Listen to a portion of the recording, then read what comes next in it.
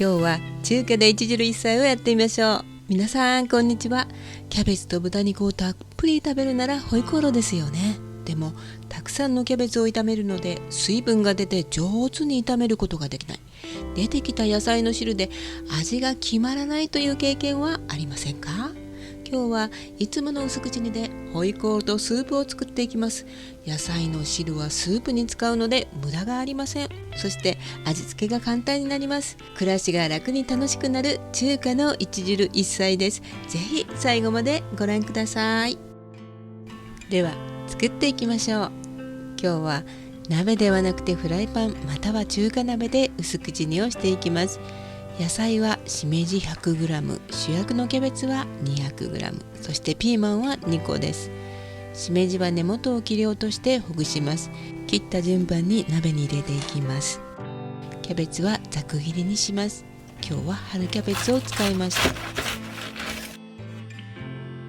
ピーマンはヘタと種を取って乱切りにします。取った種のヘタやキャベツの芯は野菜だしに使ってくださいね。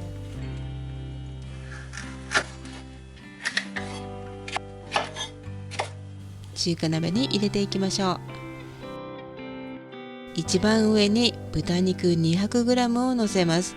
今日は焼肉用の豚バラ肉を買ってきましたが、バラ肉の薄切りや脂身が気になる方はもも肉でもいいです。もちろん細切れ肉でも大丈夫です。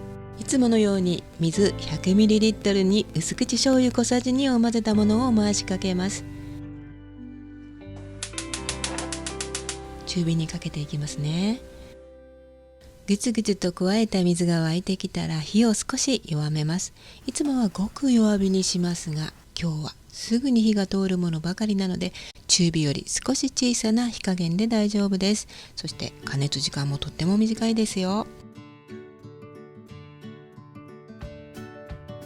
火を弱めてから8分ほど経ちました。豚肉の色が変わって火が通ったのが目安で火を止めます。そして野菜を取り出します。残った汁には野菜の旨味や甘み、そして水溶性の栄養素が流れ出しています。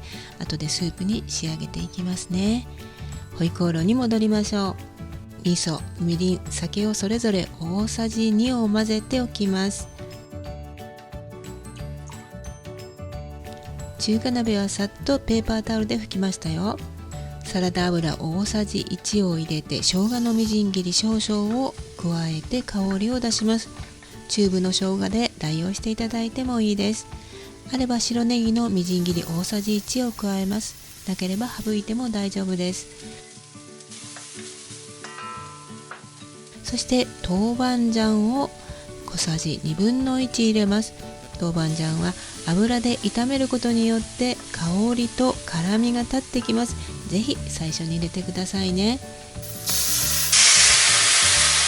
みりんと酒を混ぜておいた味噌を加えます。アルコール分を飛ばしながら煮詰めていきます。いい感じに煮詰まったら取り出した野菜を加えて味噌と絡め、そして最後にごま油を少々垂らせば出来上がりです。ではスープを仕上げていきます。野菜炒めをするとき野菜からじゅわじゅわ出てくる水分は邪魔になりますが、この汁には野菜の旨味や甘み、そして水溶性の栄養素が流れ出しています。今日は豚肉を上に乗せたので豚肉の風味も加わっていいお出汁になっていますよ。煮汁に適量野菜を残しています。ここに水を 250ml 加えて煮立てます。塩、胡椒で味を整え、プチトマトを半分に切って3個加えました。トマトの酸味で爽やかになり彩りも良くなります。ホイコーローの白ネギのみじん切りが残ったので加えますね。最後に溶き卵を煮立てているところにめがけて落としていけばあっという間にスープも出来上がりました。中華で一汁一菜いかがでしたか？味にメリハリをつけるのも毎日の食卓の楽しみですよね。ホイコーローのピリッと辛い味噌味は食欲が自然と湧いていきます。だし汁のいらないスープは簡簡単だけではなくて栄養素も無駄にしていません。